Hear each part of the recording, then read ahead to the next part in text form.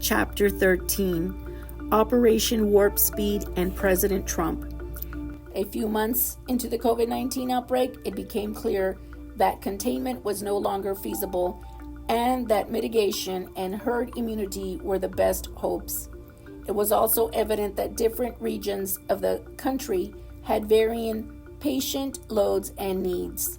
Consequently, President Trump advised state and local governments to actively participate and cooperate with federal measures in the mitigation process. For some experts, this amounted to abandonment of federal responsibilities and shifting the burden on the local entities. Such cooperation between the different parts of the country was urgent and life-saving, as respirators and ventilators and other PPE could be moved to areas with greater need. To facilitate this, the federal government started Project Airbridge. Additionally, the President Trump personally went to Norfolk, Virginia to release the naval hospital ship Comfort to New York City, where it arrived on March 20, 2020. Later, naval hospital ship Mercy was sent to go to Los Angeles. Both ships were intended to aid COVID-19 management by treating non-COVID patients. However, the virus, which spread asymptomatically, limited the usefulness of these ships. President Trump never received any credit for Project Airbridge or for reallocating federal assistance based purely on need rather than local leaders' appreciation or thanks. Another criticism from the experts was that the president did not communicate well with the public, which is simply laughable. I have not seen another national leader who regularly addressed the public and discussed options directly on TV. He was neither hiding in his basement nor presenting himself as a pompous emperor or dictator and demanding compliance. When he ordered the lockdown, he understood the risks and initially implemented it for a few weeks, which he had to extend for obvious reasons. Whenever he made such difficult decisions, his dilemma was clearly expressed as expected from a down-to-earth public servant.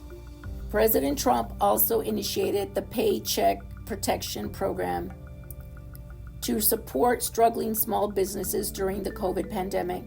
The experts did not give him credit for this measure, which helped sustain numerous American small businesses, but instead accused him of wasting helicopter money with no clear return for the investment. I feel that this revolutionary idea and method protected the small businesses that form the foundation of American enterprise. According to Amy and Sean, pandemic relief legislation that Congress did not adopt amid partisan disputes over how much more aid the government should provide delayed the timely implementation of PPE. After this delay, experts blame President Trump for not protecting small businesses.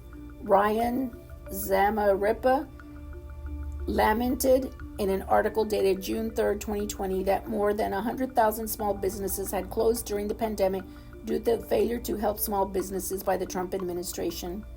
The integrity and importance attributed to the American journalism were squandered through such biased attacks on nearly every aspect of COVID-19 pandemic management in 2020. This is akin to careless people squandering their inheritance. Subsequent politicians claimed all the credit for the PPP, which was clearly President Trump's very thoughtful and patriotic initiative. They even copied his methods in the following years. All President Trump received was blame for wasting helicopter money. Sometimes it feels like historians can be quite ruthless.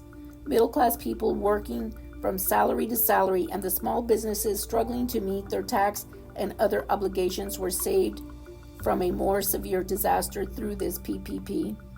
Instead of being asked to produce more to support free money for vote experiments that will eventually destroy them.